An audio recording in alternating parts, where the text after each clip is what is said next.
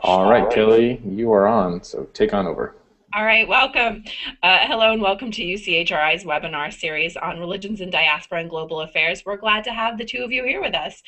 This is the second in a series of 5 webinars that we will be, where we will be discussing the nuts and bolts of the Radaga initiative and the application process, and opening up the virtual space for you all to talk to one another and to hear what you all are working on, maybe what some of your faculty advisors are working on, things like that. I should mention that we are recording the webinar and we will be broadcasting it via our website, YouTube, and Vimeo site. So if there are other graduate students or faculty members with whom you'd like to share this information, it will be available on our website for you to access in the future. We will be hosting a series of webinars, and future webinars will include the same information as it regards the little spiel I'm going to give. I have about a 15-minute PowerPoint presentation on the initiative and on applying for the proposal. And then after that, the content's going to vary for each webinar. Today we have Jennifer Langdon, who's the Associate Director here at UCHRI, moderating the conversation, and we will be doing this again today in the afternoon. And then next week we will have different moderators and different participants. So the first part of the content will be the same from webinar to webinar, and then the content will change after that. So I just want to briefly outline what the hour or so looks like, and then maybe we can go around and introduce ourselves. So we will, after we have a chance to introduce ourselves, maybe just giving our names, our titles and campuses and what disciplines that you're working in. I have about a 15-minute PowerPoint that will detail a little bit more about the initiative, as well as how to apply, things to think about. And then I will pass the conversation on to Jennifer Langdon, who examples of digital humanities products that she'd like to share with you, and then we'll just kind of facilitate a conversation. We'd be curious to know what you're working on, what you might be interested in doing, and if you know and want to share that information, that would be great. As I give the PowerPoint, if you have any questions, if you could just hold them until the end, and then I'd be happy to field them. Any technical questions? Can you all hear me and all? Great. Okay, so maybe we can go around the table, if you will, and introduce ourselves, and I'm happy to start. My name is Kelly Brown, and I am the Research Programs Manager here at UCHRI, and the Religions and Diaspora and Global Affairs is one of the programs that I'm working on, and I'll ask Jennifer to introduce herself too. Hello, I'm Jennifer Langdon, Associate Director at UCHRI. Great. Jorge, do you want to start us off? You're on the left part of my screen. I'll do left or right. But we can't hear you. Can you make sure you click your microphone?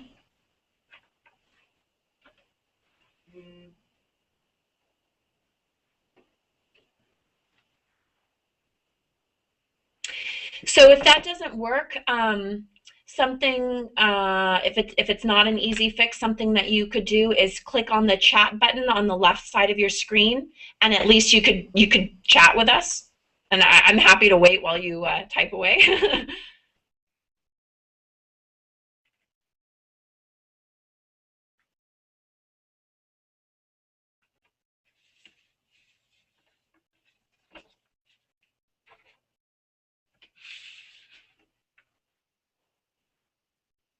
Great. I was going to ask what your discipline was again. Great. All right. Nice to have you here. Thank you. Matthew, you're on.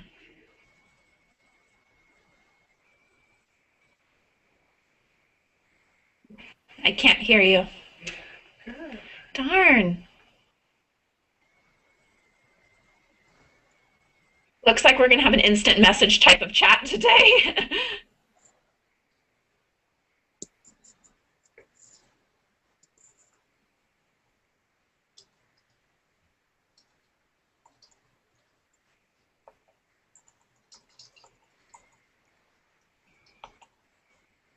Great. And do you go by Matthew or Matt?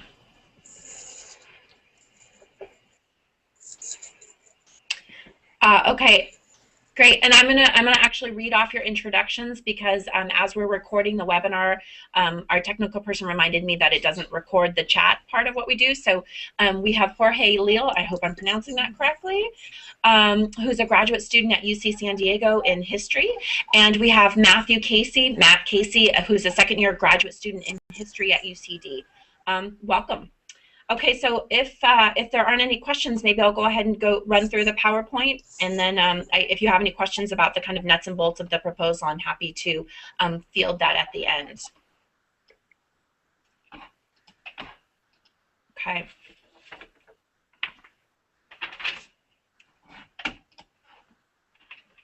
Okay, Religions in Diaspora and Global Affairs. The Religions in Diaspora and Global Affairs Initiative is a 3-year grant run by UCHRI. Look at how issues like globalization and immigration have changed the religious landscape of the United States and California in particular. Issues like increased global migration, the erosion of the welfare state, and the rise of new media, and how different religious groups adopt this new media are all components that we're really interested here at UCHRI. So with a grant from the Luce Foundation, we will be funding 3 humanities studios to research and work over the next 2 years.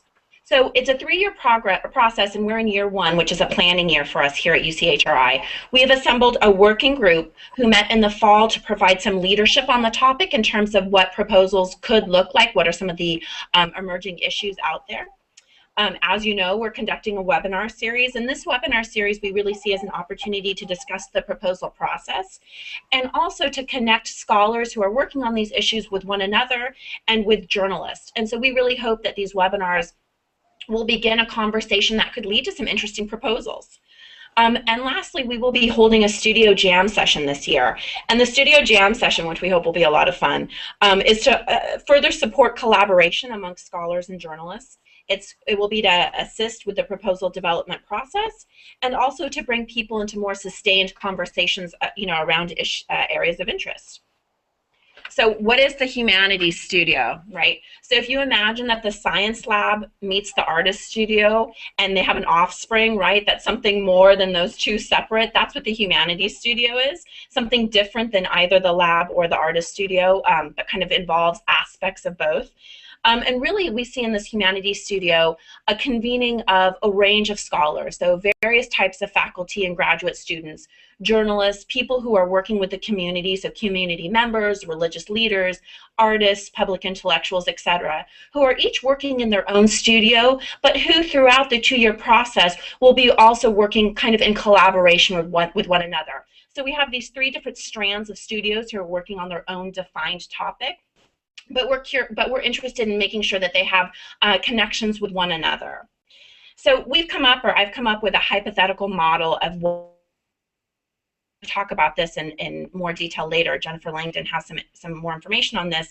But each humanities studio has a core group, and the core group must include 1 professor who will serve as the PI for the proposal.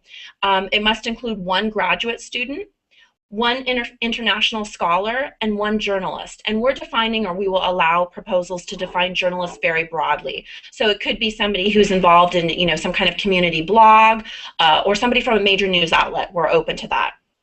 That's the core group of the studio, but these studios will include additional members as the project grows, right, and changes. So we would imagine that additional members will be from various different disciplines, include people in the community, etc. And if you look at this hypothetical model, some of the things you'll note is that 1, there's a range of faculty involved, so both full professors as well as associate professors. Secondly, there are a range of campuses. We want proposals for the Radaga initiative to have ideally at least 3 UC campuses involved, so that there are a range of geographical range of people who are participating in the program. And there also is a range of disciplines, and you'll note here in this hypothetical model, people from literature, sociology, music, anthropology. I mean, you can kind of arrange it however it's appropriate, but we want people from many different disciplines to be working on this at some level, right? And lastly, the other important component of the studio in terms of who's involved is that there is a strong connection to the community. And this could take many different forms, but that's an important component for us. So there are many different ways to get other people involved other than the core group and the additional members. And we want people, as they're developing proposals, to think about, okay, so how might undergraduates be involved in something like this? And there's a range of ways undergraduates could be involved in helping research for the, for the humanities studio through independent studies, through courses, community-based projects, especially something interesting that might happen during the summer months where students are out on the ground doing some kind of research for the faculty PI and the graduate student. And we'd also encourage people to think about how could other faculty and graduate students get involved, right? So the humanities studio will be focused on one particular area, but there's a way in which there could be related working groups on your campus, a seminar or a conference that might contribute to the group's stated research plan. So one requirement for funding for each of the proposals is that each research group must produce a public translation component. And this public translation component, which Jennifer will talk about in much more detail in a minute, has to be suitable for digital dissemination. So I want to say that there are many different kind of interesting projects that are happening out there. And so as you're working, with faculty members, if you're interested in developing a proposal, I would invite you to go and to cruise the web and to see, what are some interesting digital humanities projects out there? What are the possibilities, right? I want to show you briefly the Haiti Lab. I'm not sure if any of you are familiar with this at Duke. They have this whole lab around issues around Haiti, and so they're kind of looking at this from a variety of different angles.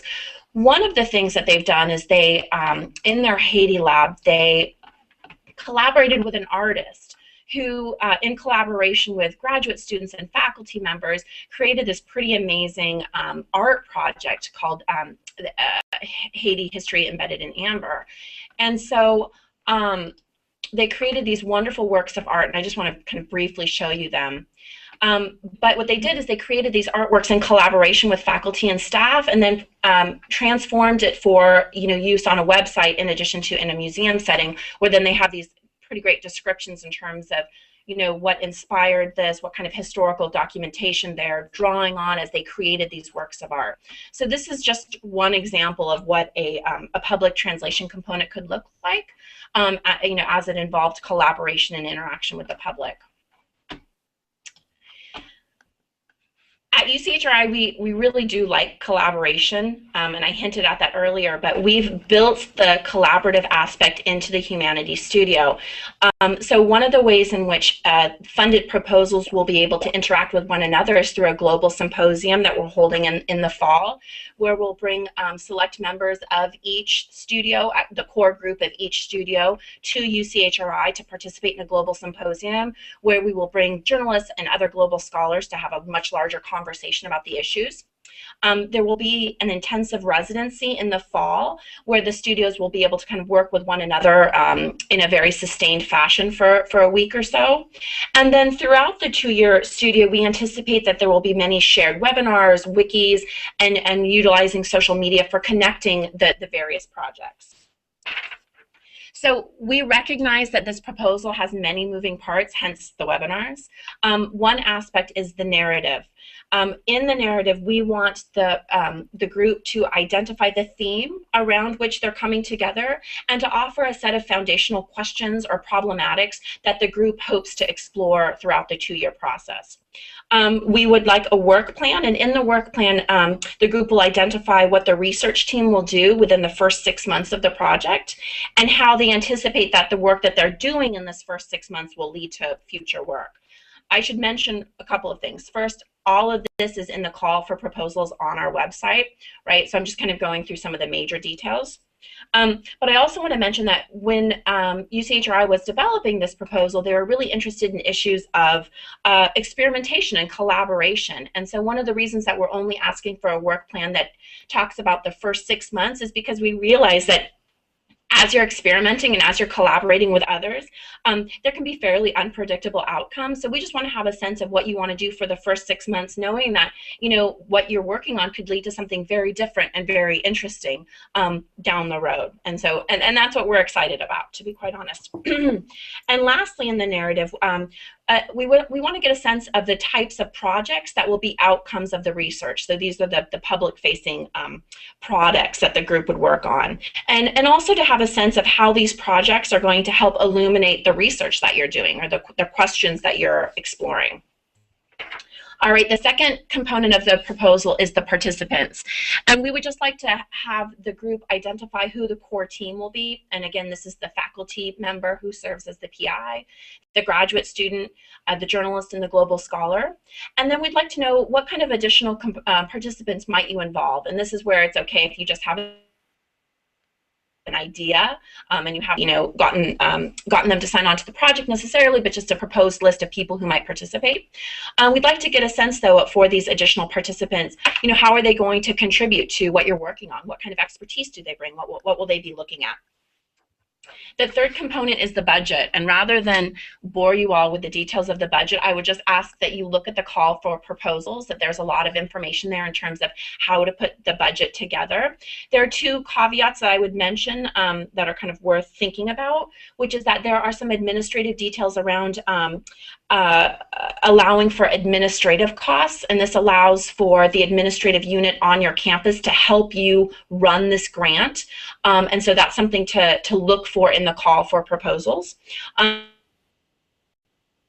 additionally, a cap to the amount that you can charge for GSRs. And so that's something that as graduate students, right, I'm sure you'd be really sensitive to. That's something to look for in the call for proposals along with your faculty member.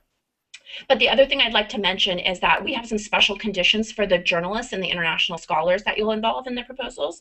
UCHRI is going to pay the journalist stipend directly. So we're paying whatever journalist you'd like to have involved $7,000 over 2 years, and this is something that will come directly from UCHRI. So the proposal's budget doesn't need to account for this.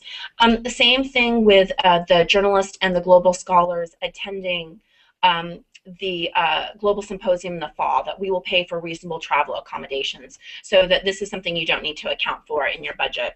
And it's exciting, right, to have money for global scholars to come and work with you, and that's something that we're happy to support here at UCHRI. Okay, this is just the beginning of total information overload. So I know you guys have been on our website because I know you've registered for our virtual network. I would just encourage you and maybe the faculty that you're working with to check out our website. And I just want to briefly take you there and point out a few elements. First is funding, and in the funding section you'll find right here the Humanities Studio proposal. This is the call for proposals. I would also point out that right here, the letters of interest. If you're interested in this project and either working with a faculty member that you know of or potentially hooking up with another faculty member and you want to attend the Humanities Studio Jam, which I will talk about in just a moment, you'll want to submit a letter of interest, and this is due in just a few weeks, so that you can attend the Humanities Studio Jam. And then lastly in the funding section is a link to the FAST apps. And so I don't know if either of you have applied for grant money from UCHR in the past, but we accept all of our applications online via FAST app, so you'll want to submit everything through there. Secondly, I want to point out our very cool and growing virtual network. And this is people still have to submit their photographs, but this is where we're kind of collecting people, right, who are interested in the initiative overall and who want to kind of talk about some issues of particular interest to them. So I would encourage you, if you know of other graduate students or faculty members who might be interested in the project, encourage them to sign up. It's a way that we're kind of going to begin to have people start connecting with one another. And I don't know if you've had a chance to look at our cloud tag, but based upon what you tagged your interest as, you'll kind of come up in this cloud tag. So Africa, for example, there are quite a few people interested in Africa, so you can use the cloud tag to find people who are working on something that you find interesting. And lastly is the jam session. So we're right now planning the jam session, and we will have more information on this very soon, and I will be posting this information here under the jam session. So be sure to check back for more information here. Okay, a few other funding details. Each of the research groups will receive up to $40,000 a year for 2 years, so a total of $80,000. Any ladder track UC faculty member can serve as the PI. Even if they don't participate in a webinar, even if they don't, join our virtual network or come to the Humanities Jam, they can serve as the PI for a proposal. And our advisory committee, in collaboration with other UC faculty experts in the field, will be evaluating the applications. Okay, so next steps, we have a few more webinars. We have one this afternoon from 2 to 3. And then next week, we have a couple of webinars who will be hosted by professors. So on Tuesday from 4 to 5, Susan Osman, who is a professor of anthropology at UCR, is going to moderate. And on Wednesday, Jennifer Hughes, associate professor of history at UCR, will be moderating. I want to note that the letter of interest to attend the JAM session is due January 18th. And we are going to be funding 40 people to come. So we will be paying for your travel and your accommodations to come and to jam with us here at UCHRI. All right, so what's the jam session? I've talked a lot about it. We see it as a part proposal development workshop and part networking. So it's really an opportunity to meet other people who are interested in submitting a proposal and to start kind of networking around these issues. We will have one proposal development workshop that is specifically geared towards submitting a proposal for the Radaga initiative. So, as you're kind of putting together a proposal with a faculty member, this will kind of give you some more of the nuts and bolts in terms of how to put together a really strategic proposal. We are going to have a panel of community media representatives and digital humanities scholars who are going to talk to us about, working with various publics, kind of community engagement, as well as, the range of interesting digital humanities projects that are out there that could serve as inspiration for the public-facing component that you're working on. We're going to have a very fun speed dating opportunity, speed dating around the issues of religions and diaspora and global affairs. So if, let's say, you're just the lone, scholar who's interested in this project, it would be an opportunity to come and to meet other people that you could potentially, connect with to create a proposal. Likewise, if you already have a core group of people and a topic that you're exploring, it would be a way to begin kind of making connections with other groups. So it'll be a chance to really kind of meet people in a sustained way. And lastly, we're going to have a concluding talk that's a very interactive talk between those of us who are attending the Studio Jam and some leaders in the field, people who are doing really interesting work on religions and diaspora as well as global affairs, and to just have a kind of conversation about some of the topics of interest to us. All right, lastly, the timeline. It's a very, very fast timeline or turnaround time for the proposals. Proposals are due to UCHRI in April. And in May, we will notify people of who has been awarded. And then in fall, we will bring the funded research team to UCHRI for the global symposium that I talked about and the intensive residency. Okay. Let me find you all, sorry. Are there any questions? Is there anything? I know it's a lot of information and you guys don't have your audio, so I don't know. If you have any questions, feel free to send them via chat. I'm happy to answer them. Can you hear me now? Oh, yeah. Great. Okay, great. Well, I do have two questions. One, thank you, first of all, for this very extensive overview of the project. And well, the first question I have is, how are we really finding global scholar? That's a good question.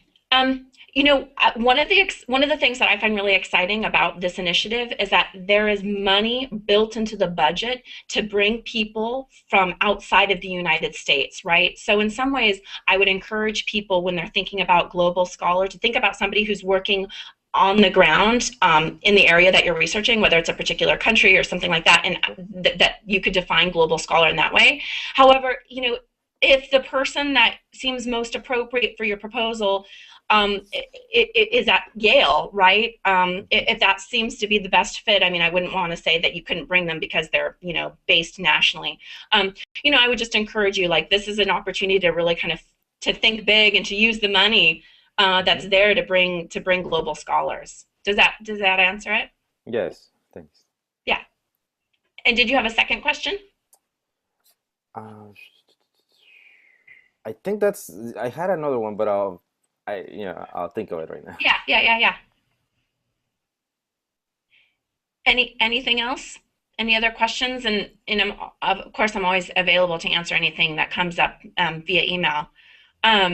Maybe what I'll do is I'll turn it over right now to Jennifer Langdon, the Associate Director at UCHRI, who can talk to you. And then if anything else comes up, we'll definitely have we'll have a lot of time at the end to talk amongst ourselves. Jennifer? Great. Hello.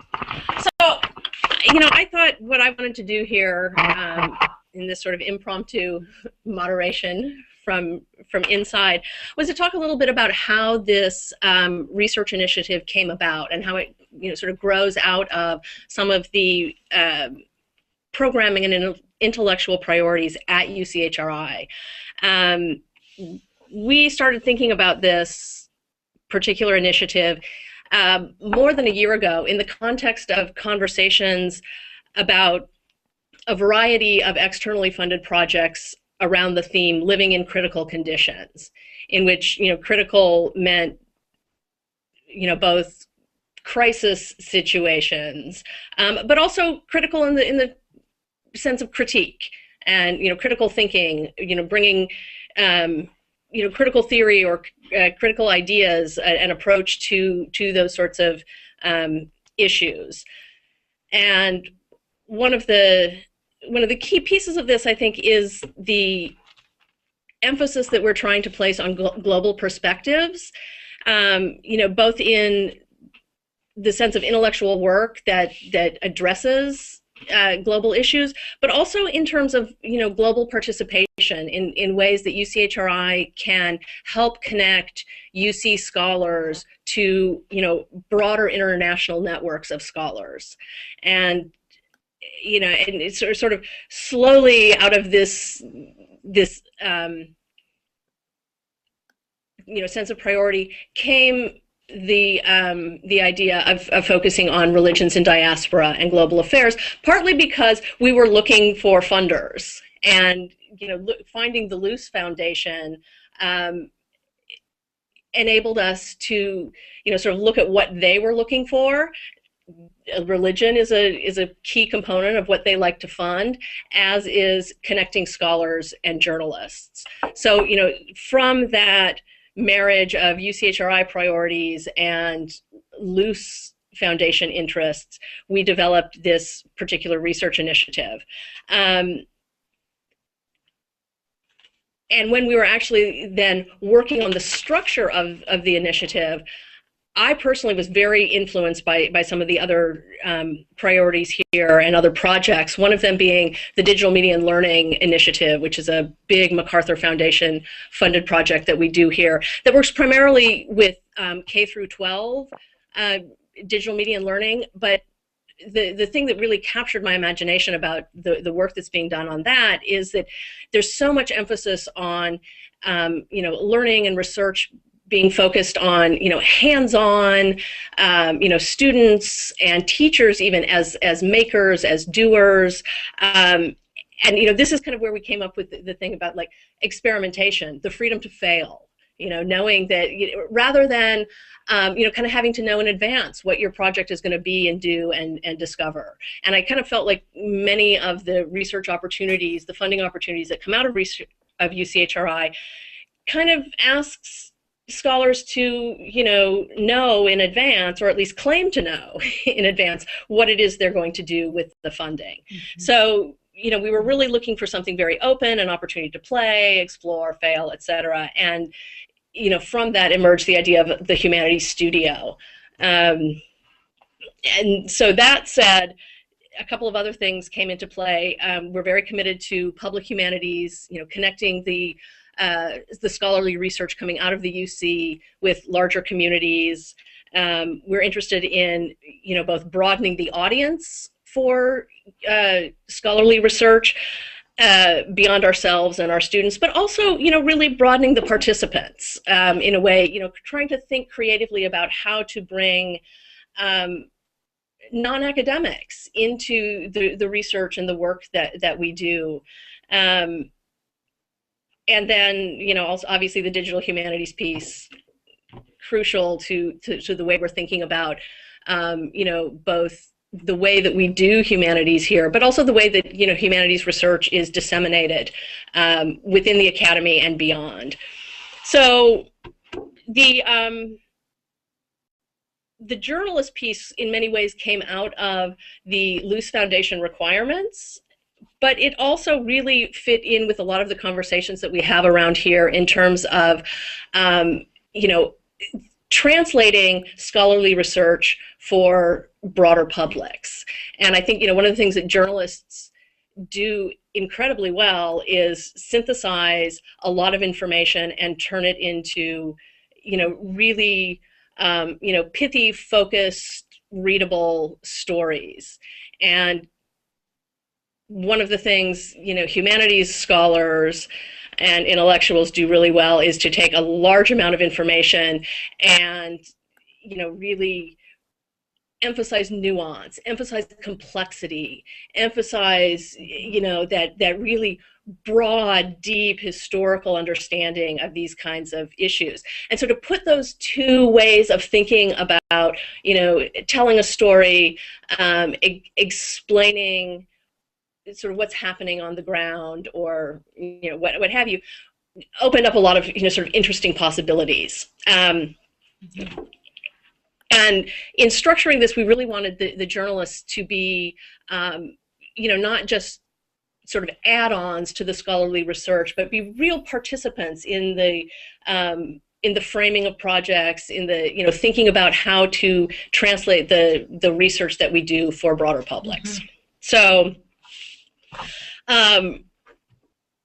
that said, I want to talk a little bit about, you know, how to build those kinds of collaborations, and, you know, not just between academics and journalists, but also between academics, you know, in terms of this particular project. I mean, Kelly talked to you about some of the requirements of the proposal for interdisciplinarity, for multi-campus participation.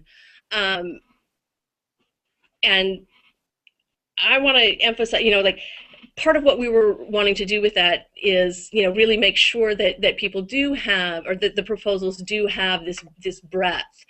But at the same time, we want to emphasize too that being able, you know, fulfilling those requirements should also be part of a larger conversation and process in which, you know, you're putting together a group of people that really works for the particular intellectual collaboration that you want to do, that will further, you know, the research of all of the participants, and, you know, kind of answer some broader questions within the topic of religions and diaspora and global affairs.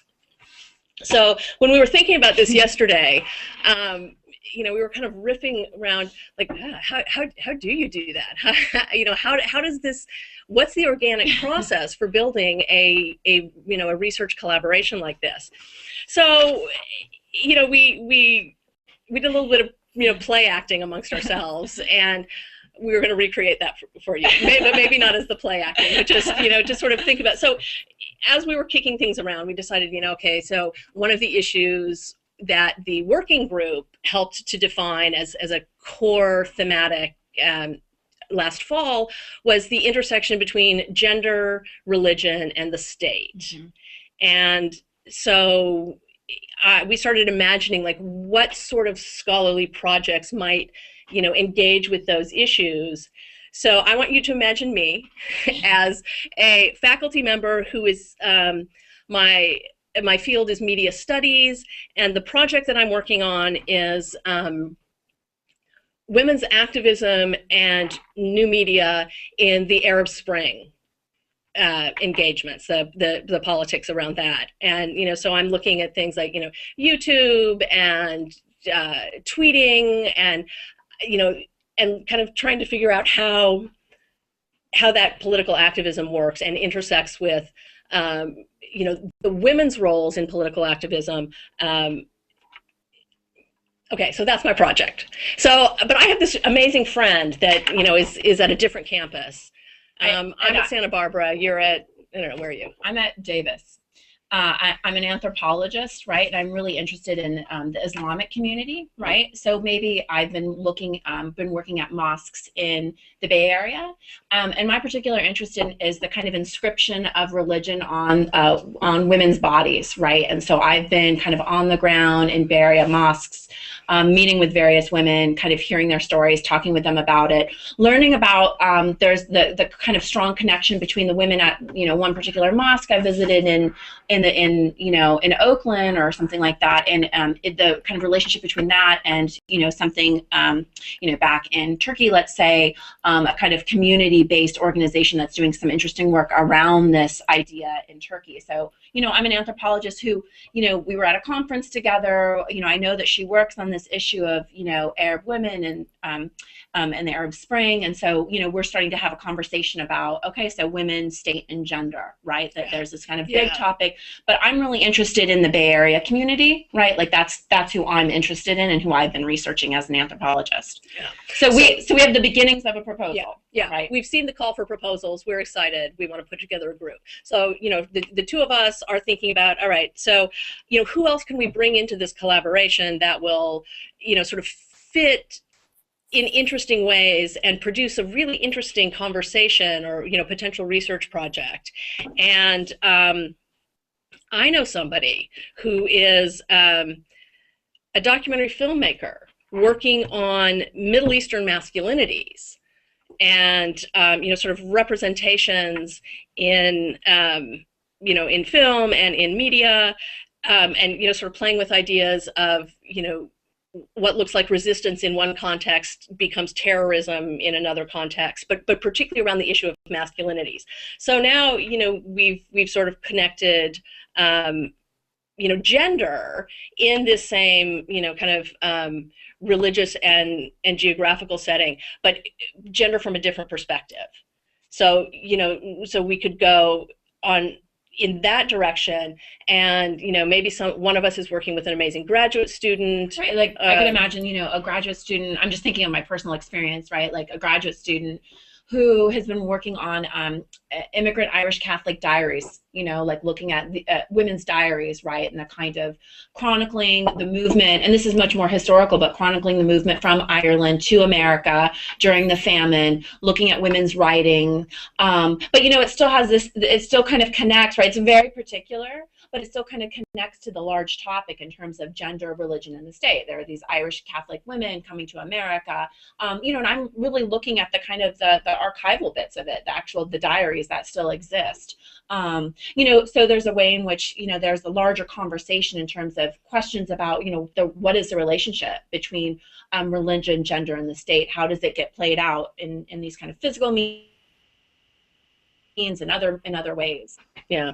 So in terms of then bringing a journalist in, I think the challenge then is to kind of think about what sort of reportage has kind of captured imagination or really done a great job of addressing some of these issues.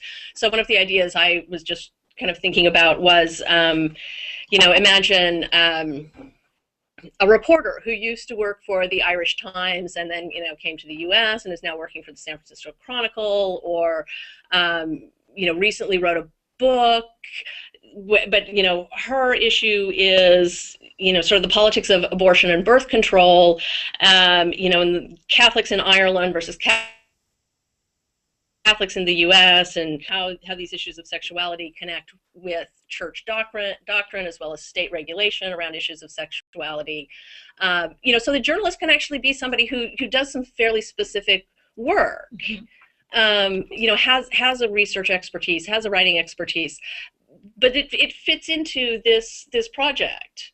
Or it can be it could be somebody who's just the Sacramento Bee has a religion reporter, Steve Magnini, who's on our the working group for this project, and so there's somebody who works very broadly around these issues, who might also be somebody that you could bring in, who doesn't have that same sort of specific interest, but has a broad perspective. So that was sort of our riffing from that. So we've now together 3 faculty members, a graduate student, and a journalist. So what we have to do next is figure out who is our international scholar, and contact that person, make that all work, and then figure out which faculty member is going to be the PI. Okay, and so now we've met all of our 4 requirements for the proposal. We've got some other interesting faculty members who might then bring other graduate students or other faculty members into the group, and now we can kind of start thinking about what's the public-facing digital outcome that we might be interested in doing, and what are some of the other components of the collaboration over 2 years. And as Kelly said, the call, or the proposal narrative asks everybody to think fairly concretely and have a work plan for the first 6 months. So to be able to say, some of the components here, we're going to do a dissertation workshop for graduate students working in this area on gender, religion, the state, and so that'll be one component. There will be an undergraduate course, and we're going to have the anthropologist take the undergrads out into her Bay Area community congregation and talk to some of these folks, get some video interviews, and maybe that will be the basis of, right now we're thinking that's going to be the basis of our public-facing project. So are you with us? Does that make sense? Yes. Cool. All right, cool. So I just want to then say a little bit more about these public-facing projects, and I have a couple of samples to show you, and these are just things to kind of spark your imagination, different ways, some projects that I really like, and that might help you kind of think about how all the sorts of different ways that you could put something together. So this one right here is, this is actually a loose-funded project run by Diane Winston, who's a communications professor at the Annenberg School at USC. And this is a really interesting project because what she ended up doing, I mean, you're looking at a website that is reporting that was done by graduate students in her Journalism 585 class. She took them to India, and they did a whole series of interviews, both video and print. There's blogging, but stories around the impact of the effect of caste and religion. Okay, now I'm reading from the website. The effect of caste and religion on South Asian culture and society in India and in Southern California, which, and this is a lovely website. It's got a lot of information, because it's coming out of a journalism school. There's a lot of emphasis here on, translatability, very clear writing, engagement, but it's also, really backed up with a lot of scholarly research. So this is one of the projects that I thought was really neat, and, hopefully will give you some ideas about how, one possibility. Another very different project is the Hypercities project, which is coming out of UCLA. And this is kind of an interesting one because it's a mapping project in many ways.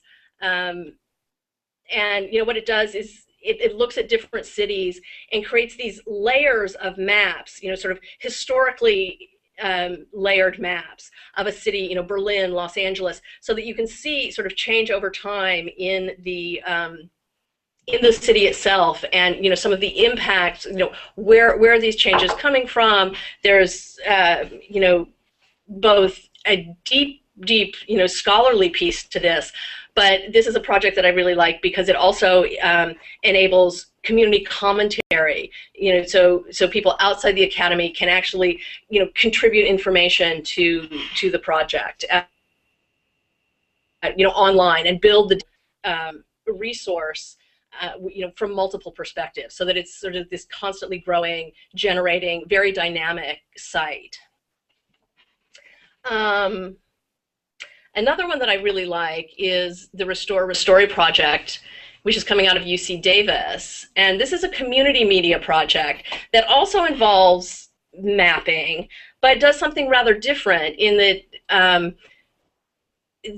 the focus of this is the Cache Creek Nature Preserve outside of Davis. And what they've done is, sort of create a people's history of this area, and they've put together video and audio interviews of a whole range of people who are engaged in this site.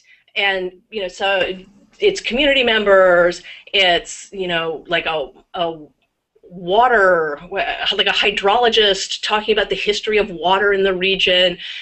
So they're bringing in scientists, they're bringing in community members, they're bringing in historians and Native American studies folks, both scholars and community members, to bring a whole variety of different perspectives to the story of this particular piece of land. And then the last one I want to show you is Gulag, Many Days, Many Lives. And this is a project that's been going on for more than a decade. I first saw this previewed at the American Historical Association a long time ago, but this is coming out of the George Mason University and the Center for History and New Media. And again, this is one of those really interesting multiple perspectives projects that combines video interviews with people who actually experienced the Gulag itself. It's got built into it a way for scholars to include their interpretations of this, the experience of the Gulag, the history of the Gulag, to comment on the resources. There's a document archive. So it builds in a whole, kind of range of scholarly research and different kinds of engagements. So those are my 4 sort of main examples, just to kind of give you a sense of, wow, there's a lot that you can do with this. Any questions? Are you overwhelmed? Just a bit. But for me, it sounds really exciting. So could you talk a little bit with us about, kind of what you're working on and how you imagine that you might be able to engage in the initiative? Well, at this point, I'm doing research on the Cristero diaspora. So I'll explain the Cristero. The Cristero movement was, we can call it a counter-revolution after the Mexican Revolution of 1910, and so this was an armed uprising that happened in the late 1920s and early 1930s, and there's a growing scholarship of how this conflict also pushed thousands of people to the north to the U.S. and how once these communities, these migrants settle in LA, Texas, and Chicago. They tap on these larger networks of Catholics, and and so looking at also how the Catholic Church, how they perceive them, how they assist them, and for me the larger question is how the migration of these thousands of Catholics, how their Mexican ethnic formation gets played out in the public space, and also gets contested in the public space. And so those are my preliminary questions, and I think I have talked to professors about this, and also a couple of journalists. My background is in journalism. Before entering the PhD program. So the Cristero movement still has a lot of currency in in the within the Mexican community. There was a movie that came out recently last year.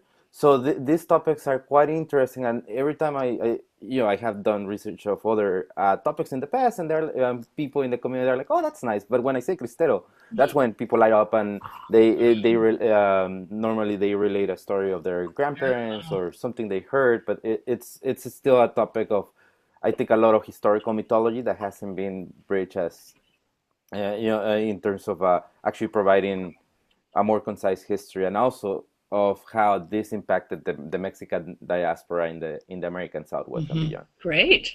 Sounds interesting. Mm-hmm. Matt, can you tell us what you're working on? Okay.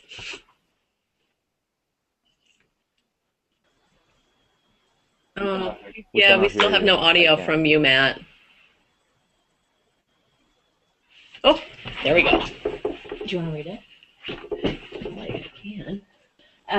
I'm interested in the spread of Pentecostalism from Los Angeles starting in 1906 throughout the world. I focus on the growth of Pentecostal denominations in Peru throughout the 20th century.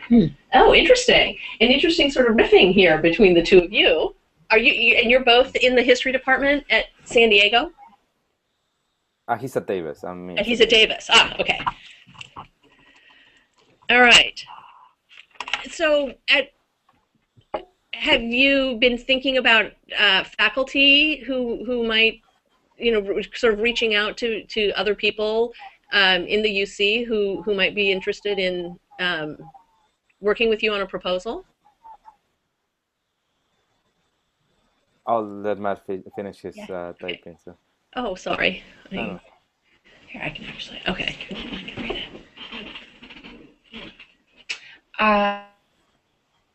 I was a student of Jennifer UCHRI. Great. I've spoken with her. Great. Okay, cool. All right. Well, I'm still in the process of formulating this. I have spoken to Dave Gutierrez in my home campus at UC San Diego.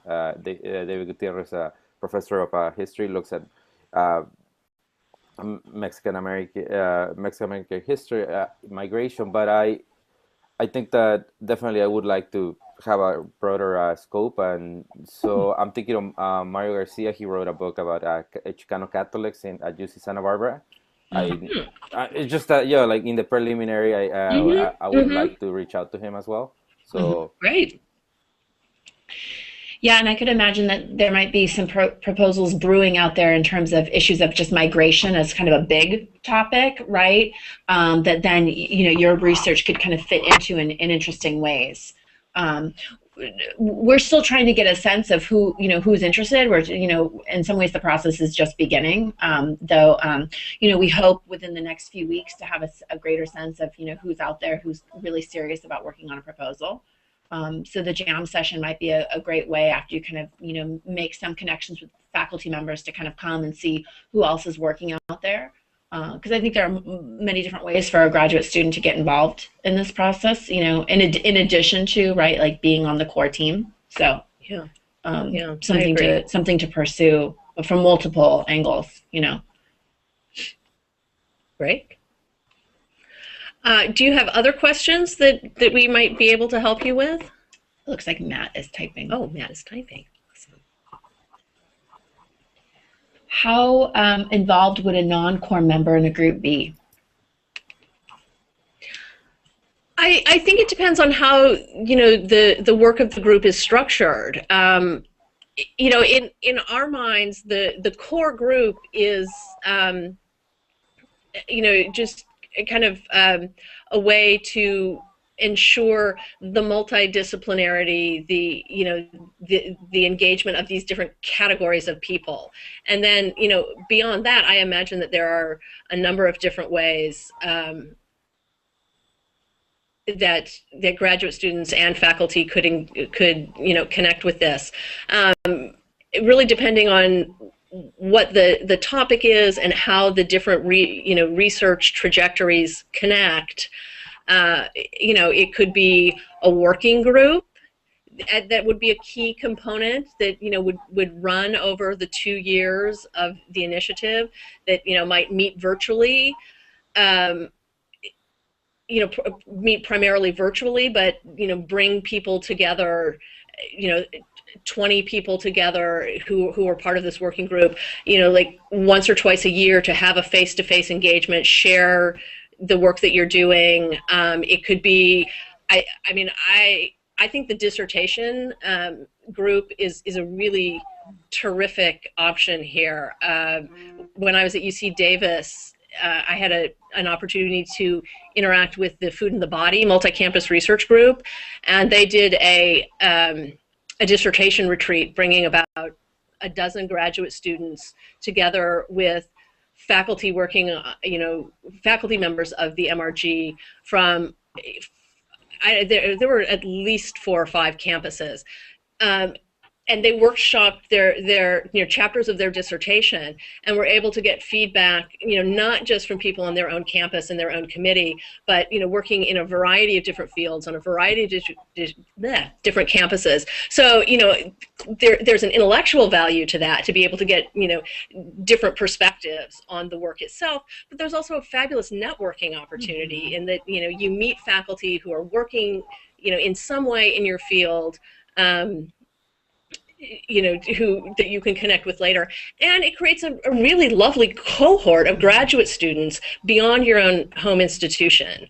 So, if you're working with faculty, and, I think you should really be creative in throwing out ideas about ways to engage graduate students in these sorts of, proposals and projects.